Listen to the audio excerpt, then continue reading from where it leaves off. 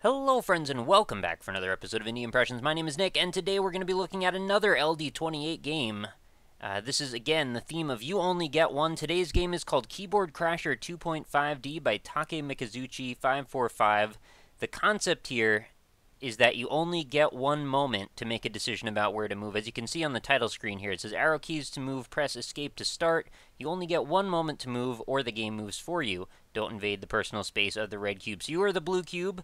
You need to avoid the red cubes, and you need to do it very quickly, and I didn't quite understand what Keyboard Crasher was going to really mean. I mean, I read the words and it made sense, but till I actually tried this to do my sound check, which I realized is actually no sound or music, so there wasn't any sound check really, but I went in thinking there would be, and I immediately found out, well, the sound check is going to be me smashing my keyboard trying to keep moving in the correct position that I need to stay in.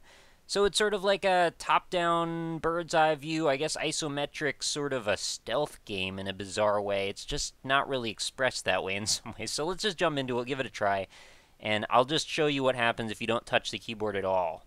So here we go. So there's my character, just moving around, figuring out his own little way through the world.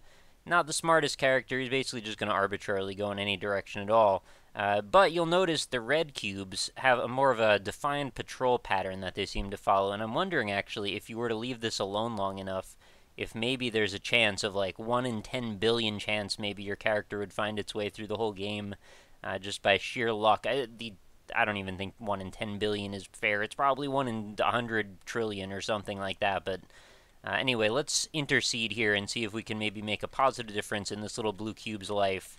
So I'm going to start smashing my fingers into the arrow keys here, trying to position myself in such a way that I can actually make a little progress forward. I have to say, my first impressions of this, I really love the art style to it. It reminds me a lot of the older games that I used to play, things like Spin Dizzy World or Snake Rattle and Roll on the NES. It's mostly to do with the perspective on it and the fact that everything is sort of grid-based. And I just kind of enjoy the colors to it all, and it has this nice, like, nature vibe. And then there's these random, like, obelisk structures that seem to have this flecked pattern going all throughout them, and they're kind of colorful and cute. And then we've got, of course, these sort of strange, mysterious red cubes, like, why are they evil? Why are they trying to get us? What is their end goal in life? And basically their end goal is to kill us, I suppose. But I suppose there's some sort of patrolman, and maybe we're trying to escape from some nature valley, to get ranch dressing. I don't know what we're trying to do, actually. That's Hidden Valley. Anyway, we made it further than I expected we would, but we were caught by a patrolman there, so we're going to hit escape again. I'm just defining them as patrolmen. I don't know. There's no reason for me to really think that. So the goal, again, we want to try and just smash the button as frequently as we can. The faster we smash it, the less chance of our character getting out of control. But I have noticed if you just hold down the button, everything comes to a standstill. So that does help you if you need to collect yourself for a moment and plan your next move, because there are a few times when maybe you need to take a little bit of a look around you. And I believe also, yep, pressing Q will let you zoom out so you can see the entire game world. And there's quite a bit ahead of us here. As you can see down on the bottom, there is just a stack of enemies. And then our final goal, I believe, is that some sort of a hypercube there in the right corner, and I don't know what we're going to do if we get to the end. Does the level continue going on? Is there more?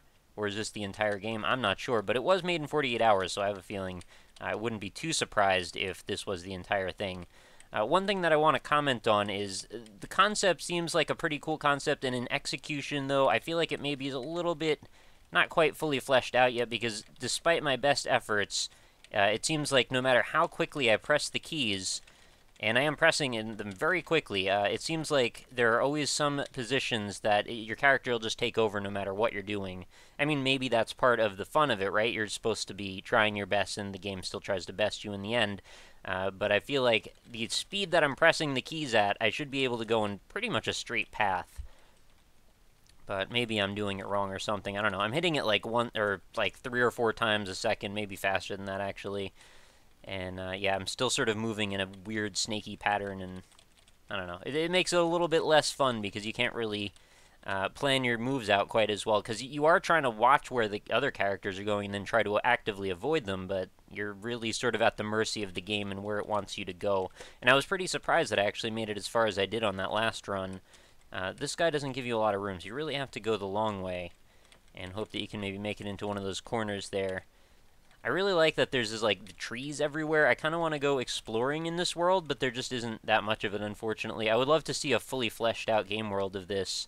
And I could also see if the developer wanted to give this a little bit more longevity, that you could add some sort of like a fog of war and have it be sort of an exploratory open world style map, where basically each time you play it, you might find a different path or a different way to approach the situation that might, you know, in the end give you a better chance of survival. So you're sort of incrementally adding on to your experience each time to try and make, you know, your best choice or, you know, path through everything. It's actually surprisingly hard to concentrate while playing this because I have to keep focusing on where exactly I want my character to go for each frame. And that's another thing that's maybe a little bit disconcerting for me, and I do get that there's that little groove there that it wants me to go through. But the fact that each frame is calculated sort of separately, so it sort of sporadically jumps around, kind of feels different than if it was smoothly animated between each frame. I'm not sure if you guys feel the same way, but it seems to make things a little bit harder to follow that way for me. Like, if there were just tweens between each frame, I don't know, I guess it would be easier to see the progression and the paths that the enemies are going on, for me anyway. Okay, I don't know where this is going to go. Yeah, alright, don't go that way. We're good. Alright, down, down, down, down. Now this guy's going to come most of the way back, but I don't think he goes all the way. Oh, he does go all the way around. Alright, so keep going. Now we got to go up to the top, I think, is the only safe path, and we're not moving at all. My character's not moving. Oh, come on. Get out of there. I can't believe I avoided that. Up in the top corner. No. Oh, that one came out of nowhere. It's a surprisingly fun game. It's a little bit on the addictive side, too. It's just there's no checkpoints as far as I'm aware, so each time you play, you're going to be starting back from scratch. I could also see if the developer wanted to add some little minor, like, cosmetic collectible things could be kind of fun as well. Maybe you go off the beaten path a little bit, you might come across a skin or some kind of thing for your character, or maybe some sort of a move to augment your abilities, or different sounds that happen. And I mean, the fact that there's no sound or music, again, I don't hold that against the developer, being that this was made in 48 hours. I actually think it looks very good and is polished to a very high degree from an art perspective. So I harbor no ill will there. Not that I would harbor ill will, but you know what I mean. In 48 hours, asking that much of somebody seems a little bit excessive, unless you have a whole team of people that's prepared to work all those angles at the same time, and I don't really believe that everyone does.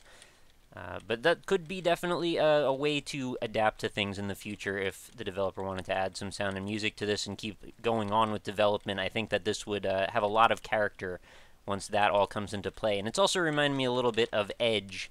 I think that was by Two Tribes, which is another game that has sort of like a cube in a strange, like, plotted out grid world, and I think that actually would go pretty well as like a collaboration if those developers teamed up to make something between those two concepts, but you know, different worlds, I suppose. Let's see if we can make it through this gauntlet this time. I kind of doubt that I ever will, but go, go, go, go, go, go, go, go. I'm hitting the button so fast, and the character just stops moving sometimes exactly when I need things to happen. Please don't kill me. Please don't kill me. I can't move. I'm trying to just stick in this corner, and I have no idea how I'm supposed to get through this spot. Yeah, alright, I think I'm just going to keep getting destroyed every single time I get over there. Anyway, surprisingly fun game, Keyboard Crasher 2.5D. If you want to check it out, link's going to be right in the description. Feel free to try it out, see if you can get to the end, and if you can, record it too, because that would be pretty impressive. I think this is a pretty tough game, so if you've got it in you, get yourself a video of it and let me know. I'd love to see. And feel free to let me know what you think of the art aesthetic, what you think of the concept, what you might do to improve this, or, you know, any suggestions or tips that you think the developer could consider if they were to continue developing this game. That's sort of what I like to add to the LD scenario, that, like, yes, I'm playing these games, I'm not really reviewing them, I'm kind of just looking at them from, like, an art perspective, trying to give you a little critique. And then I like to take the conversation a little bit further, and if you guys could participate, that's what makes this kind of special, that we can have this little bit of a dialogue about what you think about it, and just let it evolve naturally. I think that's cool, and I like doing that, and that's kind of the focus of why I even do this series for as long as I have. But that is going to do it for another episode, guys. Again, link in the description, social media information in the description if you want to check out more about me or more about my stuff. Check me out on Facebook, Twitter, Twitch, and of course my website, indie-impressions.com, where I have 600 plus videos in this series, all categorized for your perusal if you want to look through them. They're all sorted for you, and that will do it for another day. Hope you guys come back again tomorrow. New episodes every single day. Probably still have a few more of the LD entries coming your way, but, probably going to see some regular non-LD coverage coming in the next few days as well. We'll just mix it up a little bit. I think I said that on the last episode, but that is it. Catch you next time. Hope you have a lovely night. Talk to you later.